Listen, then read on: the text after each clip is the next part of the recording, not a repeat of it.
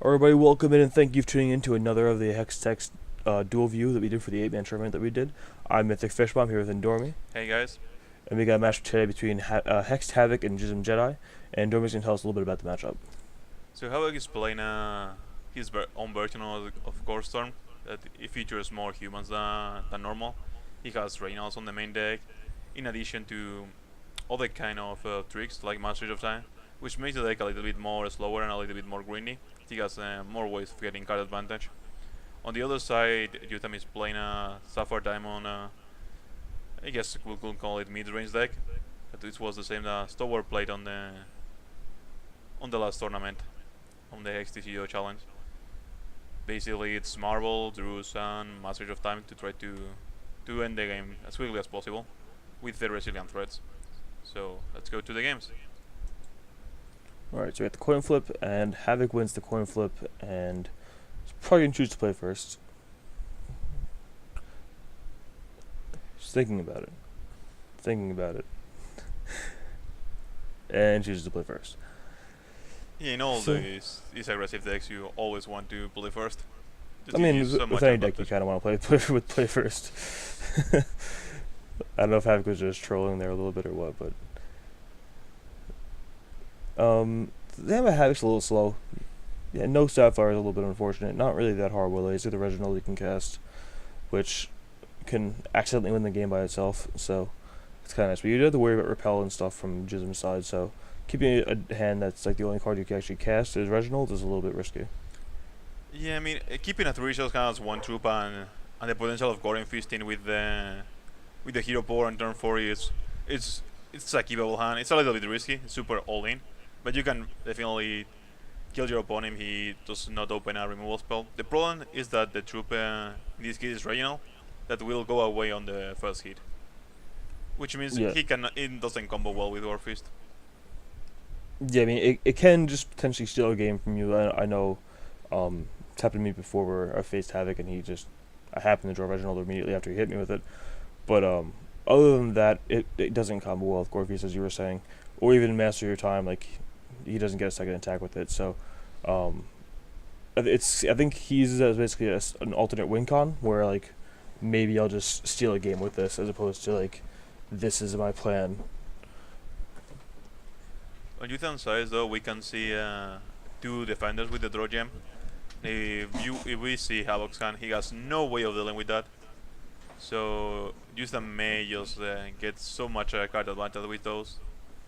Yeah, and with the time ripple, you can ensure that they're going to get through, too, so you can draw a bunch of cards off of them, too. Yeah, also the time ripples are a great insurance against Gorfish. As Yeah. if they try to Gorfish, you can time ripple the attack. Any instant speed removal or bounce is really good against Gorfist. So this card advantage he's been getting from the defenders is going to just probably take over this game unless he can draw, unless Havoc can draw like some ways to get out of this, but keeps just drawing troops and no Sapphire, so getting kind of set back here. So he's going to play the Reginald with the intention of blocking, but as we can see from Jism's hand, he's not going to be able to block it. Just going to get balanced, just going to draw some cards, and Yes, the Protectorate Defender is going to have the threshold for the draw card with that Charge of Fate on Yusam Ham. I expect him to time ripple this one. As he will basically just bounce the guy and draw a card, so it's he won't lose a card for the bounce.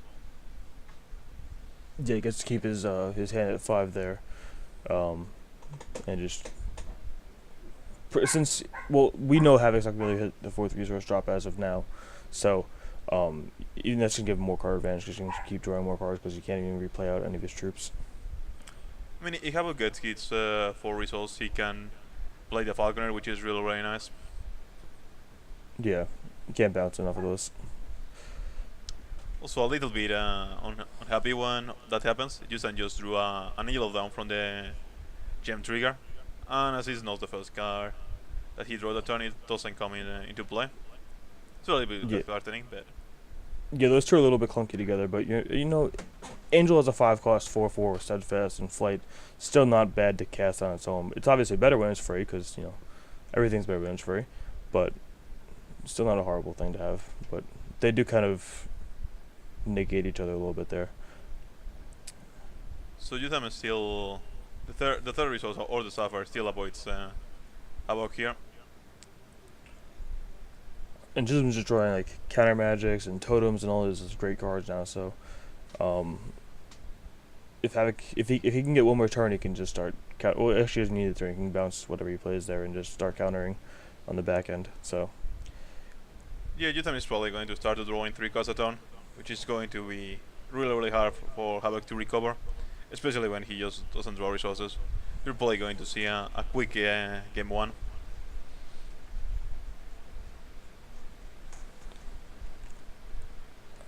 so he's probably I put the Alexander here. Not the Alexander, the Reginald rather. It's not that great to begin with. Yeah, he's gonna pitch it there. It's not that great to begin with, and you know, it's not gonna get through at this point anyway. So. The problem here is that Yutan is probably going to get to 5 this turn, and he could potentially hold Time Ripple plus Counter Magic. So even if Havoc managed to get a resource, it's probably not going to be enough. It's probably a little bit too late right now. Just kind of magic alone just keeps him drawing more cards, and he can even just slam a Drew if he really wants if he gets to 5, which he may do. Yeah, if he wants to end the game next turn. It's exactly lethal right now. The Drew, it's 8 damage plus the 4 on board, it will be exactly 12. You do run the risk of your opponent drawing Sapphire and like buccaneering it back to your hand though, which he's gonna take the risk on. Again, it just ends the turn next turn. Ends the game next turn, so just gonna take the risk on it. I mean, it's not really a risk of Yutan, he just wants to close the game and it gets bounced.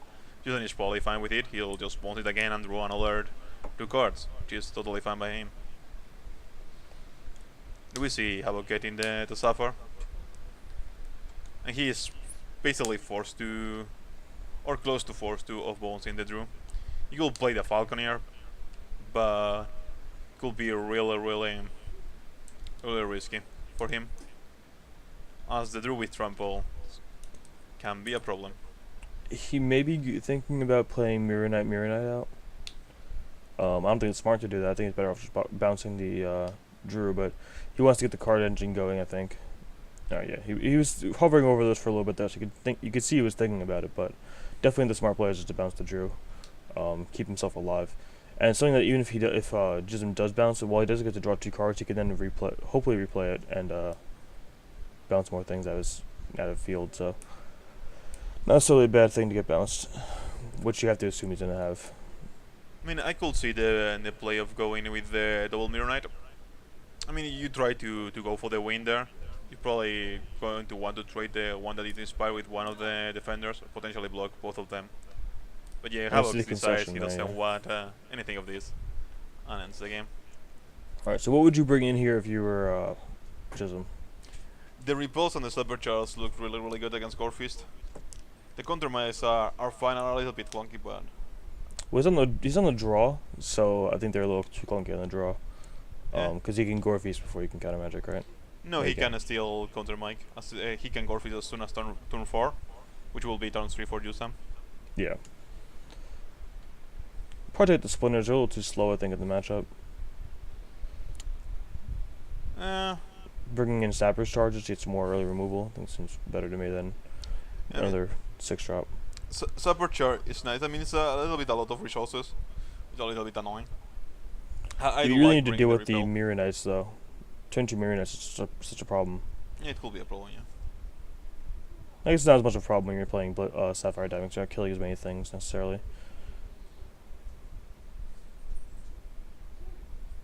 I think it's still rather have the counter magics than the Splinters, though, because while they do similar things, Splinter, you can only do it turn 6, and the threshold requirements are very clunky.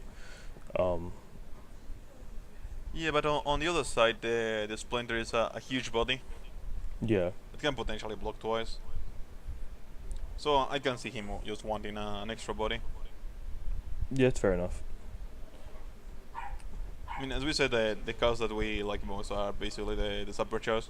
And with the 4 repels and the 4 protectorate defenders he has already, I think he's probably more or less fine against Gorefist, or as best as he can. The defenders seem a little bad on the draw as well, because they're not gonna get through very often. I guess you have the bounce and all that stuff, but Oh yeah, the defenders are. I do not like much the defenders on the draw. If you want to hit with them, but the thing is they are still a two-costed troop that can potentially block something, which could be Yeah. relevant for Gorefist. It could also just not matter, but So what do you think Havoc's gonna bring in here? Um, to me, Ragefires and Chosens are really the only thing maybe he wants to bring in. I'm not even sure with the Chosens, but you think the game's gonna probably go long against Sapphire Diamond, so Chosens could be nice. Probably taking out Replicator's Gambit in the bottles. I do not like taking out the Gorefist. I think it's one of the best ways to finish the game. I mean, he doesn't know that his opponent is not running Blinding Light or similar, and he potentially knows he's holding counter May, but still getting a turn for Gorefist, especially on the plates, can just end the game right now. Yeah, I mean, it's one of the best cards in this set. So it's not usually something you want to take out of your deck. Especially like it's one of the better cards in the deck too. If you look at the card quality, the Gorestorm the Gorefeast rather just ends the game by itself, whereas the rest of it's more just stalling for Gorefeast. So going down to one seems a little risky to me. Yeah. They just have the card draw, so maybe he's thinking he'll just draw into the one he has and doesn't want to draw them multiples. But I don't know. I do not love the bottle BTS though. I'd rather have the Yeah, it's a little Gorefist too on. cute. Yeah. He's just trying to get the Poke Power off earlier, so he's just going for that, I guess. But now he doesn't even have a Gorefeast, so the best part of the Poke Power is the Gorefeast, and now he doesn't have that anymore. So I'd probably take out the bottles if I was to take out anything there and keep the Gorefeast in.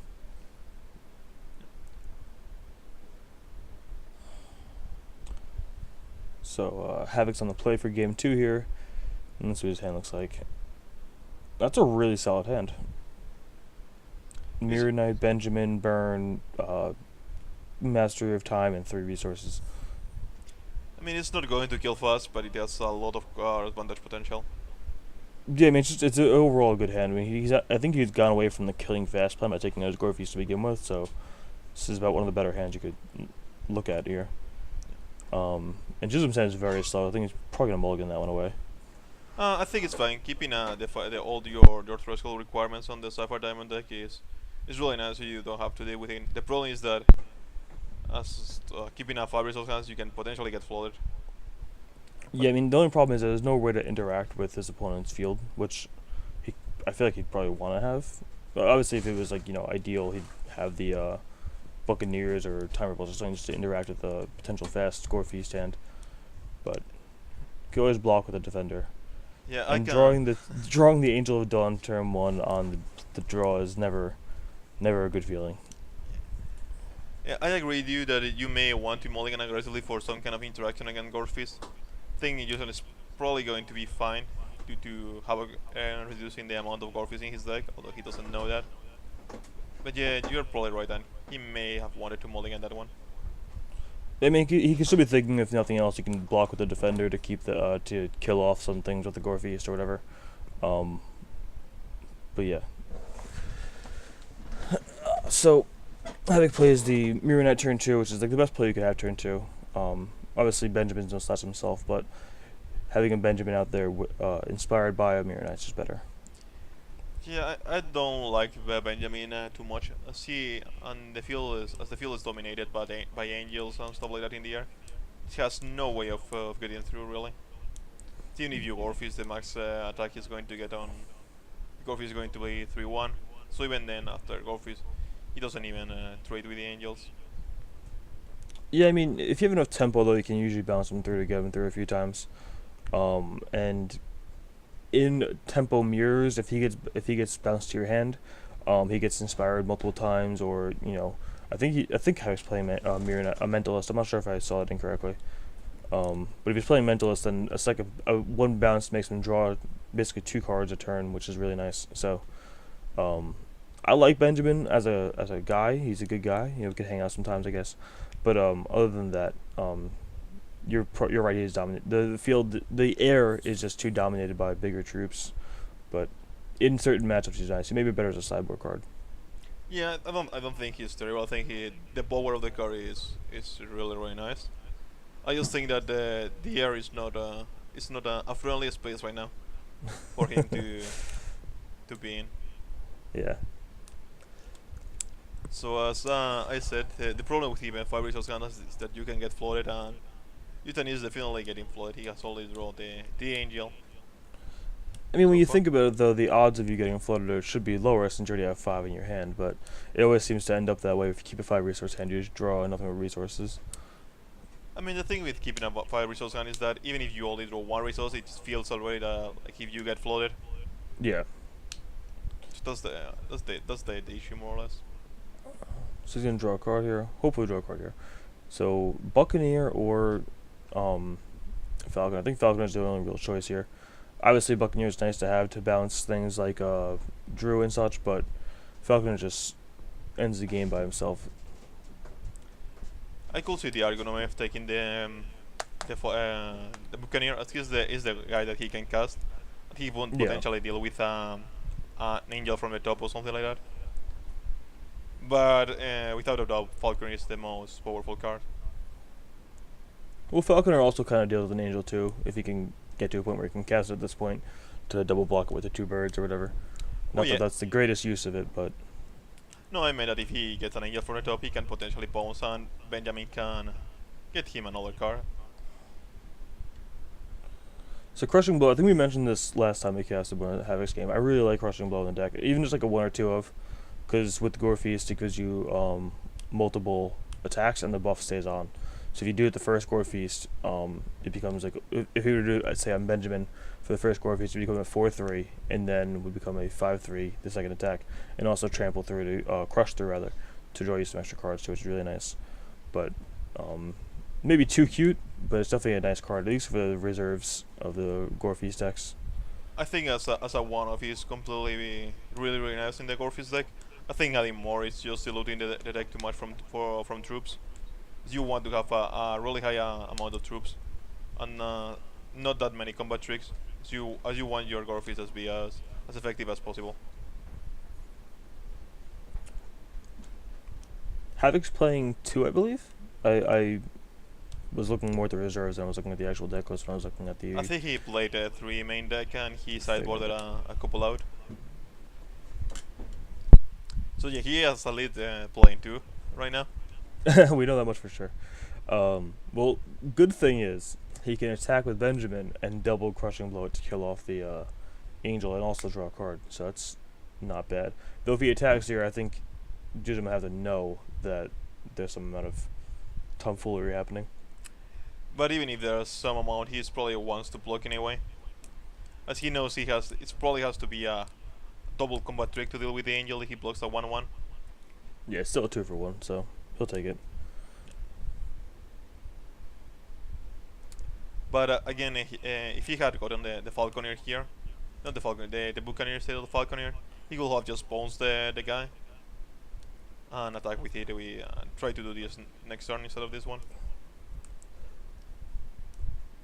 I think the problem that I see with Havoc's at least current hand, that I'm kind of making a decision off his deck, is that there's too many 5 drops in it for what Gorfis is trying to do. He's got 3 Grolks and I believe 3 Mastery Times, and I think it's just a little too many 5 drops. You want to have the Grolks because they're obviously just pretty nice, but I don't even know if you want 3 of them in the deck. They're just a little too intensive on the thresholds and a little too intensive on the resources. But I think is that just a lot of 5 drops, or is that just me? I think so. I don't love Mastery of Time. I do think that the Menacing Rogue is a 2-off in the sideboard that you bring against control decks or decks that can really bring up the matchup. Don't think you Oh, so bring them you in. wouldn't play any main deck then? You'd play 2 sideboard. You wouldn't play any in main deck. Yeah, they are just a little bit too clunky to play them main deck. It's just similar to the Legionnaires of Gawain, as they are just maybe dead in certain matchups. If you want to end the game fast, Menacing Roll really does not do that. Especially because the chance of you being able to play it on turn 5 are really slim due to the threshold requirements. Menacing Grog, not Menacing Grog, Legionnaire of Gawain, one of the cards that you and Nero played in the challenge series this past weekend, and that's like when you guys were talking to me about it. I really liked that idea. It's in the mirror match. It's a heat wave one sided that draws you a card, and if it dies, it draws you a card too. A lot of times, like if you get this kind of field here, also you're playing Alexander too, which is really another sweet one to have in there.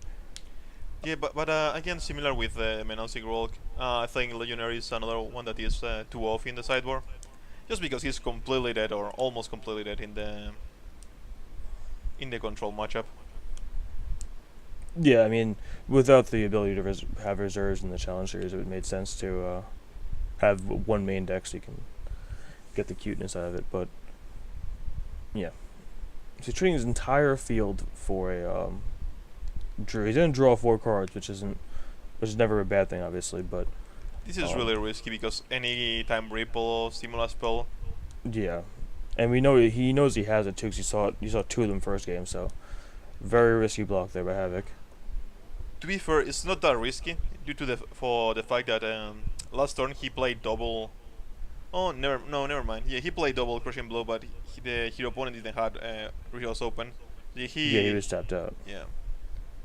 So yeah, really risky, really risky maneuver. And you also got rid of the downside of having to untap your Drew by paying, well, unexhaust, ready your Drew rather, by paying 8 life. He gained 8 life off that attack too, and swept his field. And while Havoc drew some cards, they all happened to be resources, so it wasn't really that great for him. But that's obviously in hindsight there. Yeah, but the amount of cards he draw is far from irrelevant. He can potentially just play the Growl here and potentially end the game next turn with the Mastery of Time and all the burn to the face. Yeah, he looks like he's thinking about throwing a Rage Fire at the face and a Rage Fire at the Angel. Which is probably better just to slam Gorok and, like you said, to throw all the burn in his face the next turn. Yeah. The only issue with that is that he can untap the Druid to the Gorok, which is a little bit annoying. Yeah, I mean, he's got three damage in the air, so he'd take 1 here and then 2, 6, 12, 14. It's still a lot of damage still. Obviously, he can untap the Drew still. Well, he can gain 8 life too. It's got the charge power. No, That's if so he, disgusting. if he untaps the Druid, it's see, it's exactly the same life total. He will gain 8 lives and pay 8 life to untap. Yeah, sure. Fair enough. But the charge power with Drew is a really nice combo together.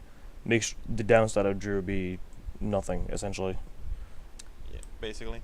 Drawing that Buccaneer is really nice for him too, because if he really wants to, you can just keep locking Havoc, locking Juzam out of the game by just keep bouncing his Geralt back to his hand and recasting it, since he has a bunch of resources in the hand now.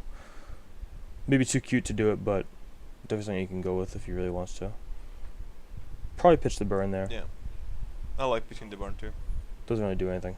He wants the 1 resource so he has the ability to bounce the Geralt and recast it. Obviously can't do both at the same time, but recasting it in general is nice. Yeah, the 6 resource also opens the triple Rage Fire next turn. So he's going to tap the Drew here. He could bash for 8 and then maybe Buccaneer the Drew back to his hand and replay it. Mm-hmm. Okay, he's 1 short of doing that, actually. Yeah.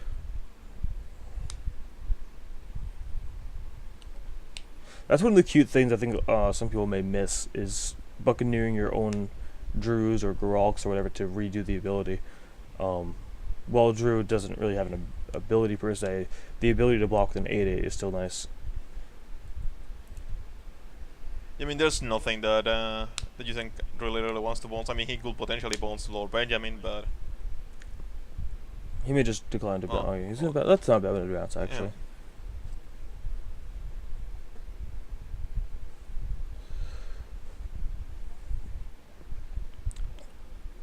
So, Havoc has 12 burning his hand right now, plus the Mastery of Time, so he can potentially attack for 3 in the air this turn, plus 3 again. So he's thinking throwing a Rage Fire at the Yeah. Buccaneer. He could sweep his field by just Rage Firing Drew for 2, Angel for 4, and then Drew for 6. I do think that what he wants to do is attack with in this field, Mastery of Time, then Rage Fire the Buccaneer, use the hero power, and then double Rage Fire to the face. And I think that's exactly lethal. If I'm right, as he will take 3, plus the Mastery of Time will be 6, so he will go down to 13. He will burn the Buccaneer, will making the hero power actually hit. so that will put him at 10, and he will then Rage Fire for 4 and 6 for exactly lethal. So if he goes for that route, which is of course not what He obviously is not not anymore. what he's doing, he will have won the game in this turn. Yeah, he might have just done the math incorrectly on that one, and just missed that play. I mean, he had Houston has reserves open, so a counter might will have stopped that. What kind of magic would have stopped that play too, and that would be probably even worse, right? If he just kind of magics the Master of Time. the first Rage Fire even too. Well, On that play, right? What do we went for there? I'm saying if he went for, like, I don't think he was playing around kind of magic to begin with, because he went all out on trying to sweep the field there. No, but it was really scary because if he has the counter mic, you have to attack first. Well, you could potentially master time at the start of the turn before you attack. But yeah, it's a little bit risky because you crack for exactly lethal. Anything that happens, a time ripple or something, it's not lethal anymore. He has the field back to crack back, which is basically lethal as the Drew plus the Angel will end the game. Kind of surprised he didn't take with the Buccaneer there. Obviously, he could trade the Grok for the Buccaneer. I think you're okay with that trade, though. Just bringing your opponent down to 8 seems fine to me. He is also maybe playing a Rat Balls, and he wants to have a troop to prevent the hero power, especially with Gorefist. That's fair enough. He was playing on Gorefist. Yeah, I forgot Havoc doesn't have Gorefist in his deck, so I wasn't thinking about it at all. Yeah, it's fair enough.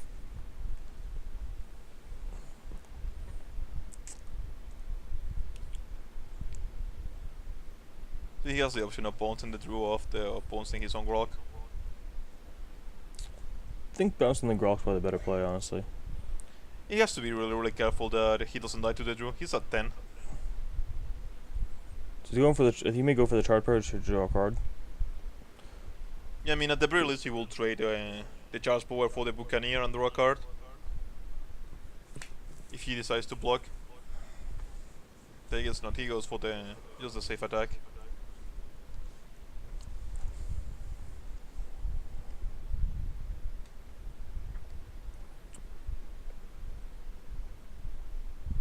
So Benjamin misses there. Yeah, it's one of the downsides of Benjamin, especially in a deck like this. Like you do have a lot of humans, so it's gonna hit more often than not. But when it doesn't hit, you feel like kind of slighted by your Benjamin, like he betrayed you or something. So you can play Drew and have the timer pull open, which is kind of nice. Not that there's really much he wants to timer pull anyway. But timer pulling the Mirror Knight's not the worst thing in the world. Or timer pulling the charge power in response to like a Gorefist or something wouldn't be horrible either.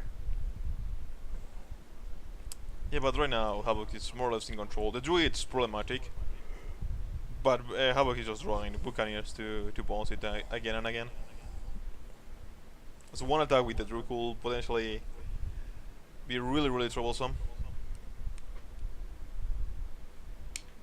Is he not going to bounce it beforehand? He may just go for the Mastery of Time. We'll see.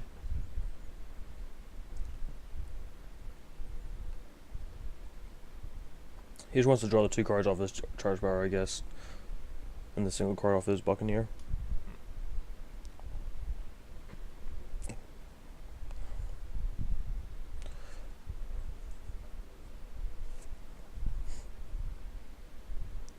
Houston is going to use the Time Ripple. Yeah, I think this is going to use it on the charge power, which makes... I mean, it's preventing 3 damage, but it's still not the greatest use of a time ripple. Yeah, I mean, bouncing one of the troop is not fantastic because if you bounce the Blaze Elemental, he is not going to give him cast this turn, but next turn he's going to give them double amount of cards. Yeah, he'll draw 4 cards off it next turn, so and he doesn't realize that it'd be obviously like with the Master of Time it'd be happening sooner than he thinks. Yeah. So let's see, he goes for the Master of Time. He does. Yeah, so Master of Time probably just ends the game here, right? He bounces the Drew. Well, he has the time ripple as well, which I guess is a way to keep him from just dying to something off the top. There's a Rage Fire. Rage Fire. So does not matter. Not.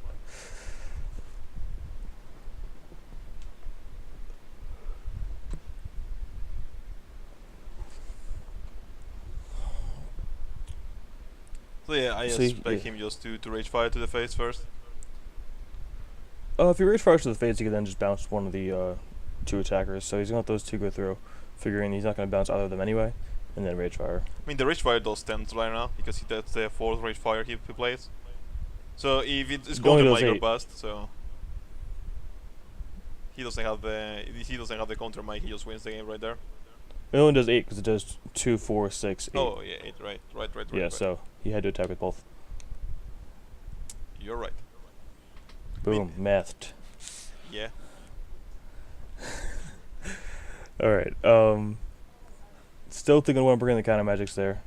So he goes ahead and does what I said, which was take out the splinters for the slapper's charges, which I think is still correct, and you still want the early removal against this deck. I mean, I do not love the counter mics. At least not the full force. You may want to keep one. Yeah, 1 or 2 seems fine Just to to me. keep them guessing, but that's basically it. We have not seen a marble from Juzam so far, which, while it's not the greatest card against Gorfist, especially against a super aggressive hand of Gorfist, can be really good, as they really have no way of interacting with it. After it's transformed into cavalry, they can fly over with falcons, but the rest of the thing is just gets completely blocked. Looks like he was thinking of bringing Solitary Exile there, which isn't horrible. You kind of want more removal against the Gorfist deck anyway, but it looks like he decided not to do it. The problem with Solitary Exile is that there are a couple of troops you want to remove, them being Mirror Knights, Falconeers, and Menacing Rogues. And if you use the Solitary Exile on something that is not the Mirror Knight, you have the chance of getting super blown over by a Time Ripple. Because if you Solitary Exile a Falconeer, and then at the end of your turn, the guy just Time Ripples, he's just going to have 2 extra Falcons, all with and is going to be able to attack with them in the next turn. And the same with the Grog, you leave it on the Exile, and so maybe not this turn, but in a couple of turns you could see just dying because he Time Ripples your Solitary Exile at the end of the turn. Grog center plays, taps all your guys, and he Gorfies you or whatever. So Solitary Exile is a little bit clunky with the Enterplay triggers that Gorfies plays. Yeah, so we still have to bring in the 2 Reginalds there. Definitely don't agree with this, so we'd probably just rather have the 2 Gorfeast in there than that. But it kind of feels like he went for, like, Havoc's trying to be more of a mid-rangey deck against the control deck here, bringing in the Rage Fires and the Reach and stuff like that, as opposed to just going for all in on Gorfeast. Havoc is really good. Yeah, it's a very solid hand. You got potential turn 4 Falconer and then turn 5 Gorfeast with charge power potentially. Yeah. As well as turn also fine. A double. He's got turn 2 Marble, which is really nice for him. Your Defender or whatever. Yeah.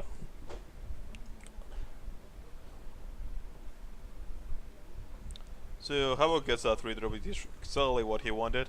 So now he only needs another resource, and we can potentially just see a turn 4 kill. Yeah, you can just perfectly curve out. Yeah. Getting another resource, a second resource rather, another marble rather, sorry. Not really what Juzam wanted to see. He wanted to see a resource there so he can start playing marbles and pumping them up, or potentially drawing cards off his defender. Yeah, the Defender is right now really useless, as he doesn't have the double support threshold for him to draw a card. But Havoc is just probably going to remove it just in case. Yeah, I mean, he doesn't know he doesn't have a 3rd resource in hand that's not a Sapphire, so he wants to take a chance of not drawing cards. I'm sure he would have liked to play the Mirror Knight out there, but I think you don't want to take a chance of him drawing a bunch of cards off the defender. Yeah, especially when you have this really nice card. Oh, and I missed the call that Havoc got the 4th resource too, so he could not perfectly curve out anymore because that Rage Firing the defender kind of foiled that plan, but still, turn 3 Buccaneer, turn 4 Falconer, turn 5 Rage Fire Gorfeast for 1 million isn't really bad. He may just go for the Benjamin over the Buccaneer though. I don't think you want the Buccaneer here, as Buccaneer will only attack for 2 on turn 4. So well, yeah, he only attack for 2 and not 3. So it's not even close to killing him with Gorfist on turn 4. So he's just probably going to wait for the Gorfist. I would have liked to play the Mirror Knight over the Benjamin, So next turn you can Yeah, play the Falconeer and get it super inspired. yeah, that seems a little greedy there by Havoc trying to draw more cards off the Benjamin, which may not even pan out because he could just whiff on it. I mean, he's probably going to eat a Repel right now. Yeah, it's not a bad thing for Benjamin to eat for sure. Yeah, Benjamin. One of the things with Benjamin is that he usually eats a removal spell, unless your opponent has Angel's Vampire King or something in the air. One of the issues with Marvel is if you don't hit the third resource, transforming your Marvel is really slow. If you hit your third resource, it's fine, but not hitting the third resource with Marvel makes it really slow.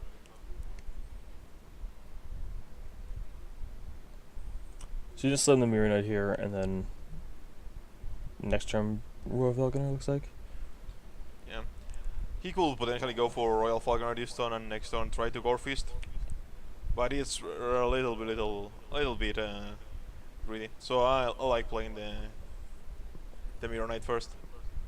Yeah, I mean, despite seeing a Repel come out there against your Benjamin, you don't want to take a chance of having another Time Ripple or a Repel, which we do see is in Juzam's hand here. So you definitely want to give them the opportunity to do that kind of blowout play, of just buccaneering your Falconer in response to the Gore Feast or whatever. Obviously, Repel isn't as big a deal against the Falconer because you target the Falcons first and then the Falconer afterwards if you really want to. Yeah, you want to play around the Repel. So Houston is really forced to bounce the Mirror Knight there, just for the Falcon not be an insurmountable amount of card advantage. But yeah, if he doesn't hit a something, if he needs to hit something here, like a I don't know, a weak even hit would be great for him. Time Ripple would probably be the best one to hit. I mean, the thing is that he's constrained on resources, so even if he gets something he can cast, probably the Repel is the one he wants to cast. He's not going to be able to cast two spells a turn. He's probably going to ghost him the game. HexedHavoc can potentially go for the kill here, with the two Falconers on the Gore Fist. Yeah, man, the two Falcons plus the charge power is what, Definitely lethal. 6 in the air. It's 10 damage on this first swing and 11 on the second swing. So even if he has a repel here, he can repel the charge power, taking 6, and then take. And then he just dies because he's tap out on the Falconer he can attack, giving it +2 instead of +2/+0 instead of just +1/+0. Yep.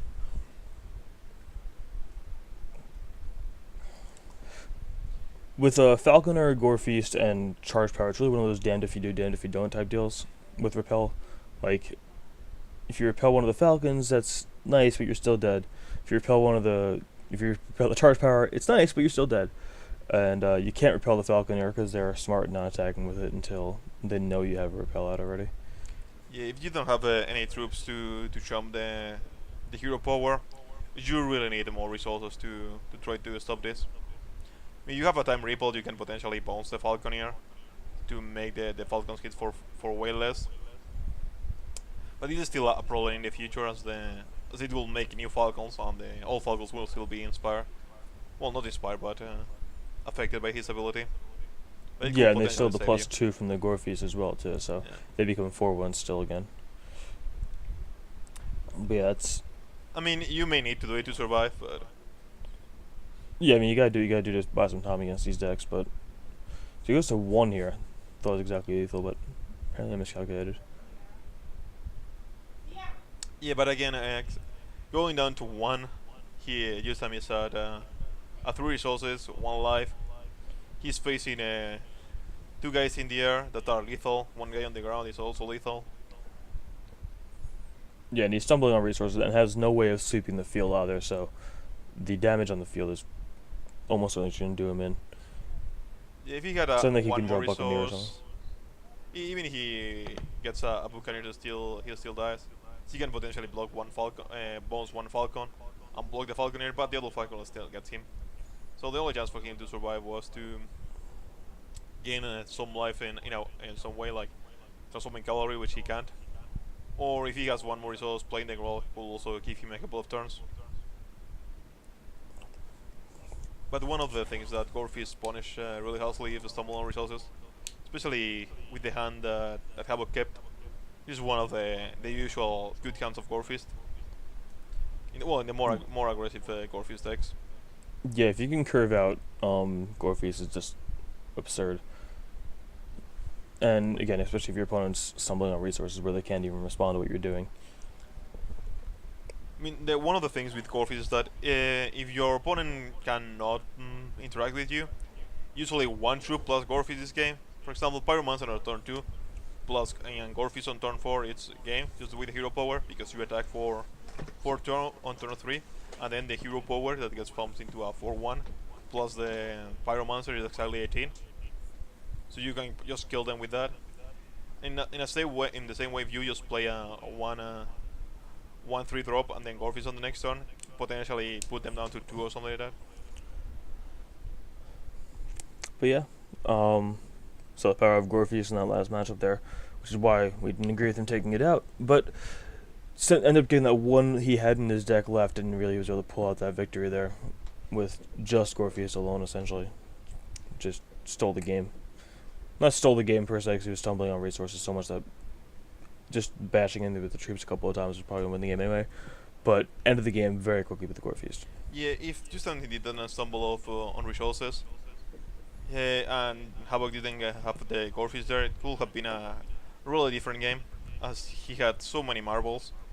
Should potentially have swing the game around if he had enough resources on time to transform them. But unfortunately, he just didn't get there. Stumbled on resources and Gorfish, as I said before, just punished those kinds of draws really, really harshly. Yeah, for sure. Well, we're going to go ahead and do another recording. So, thanks for hanging out, guys, and we'll see you in the next one.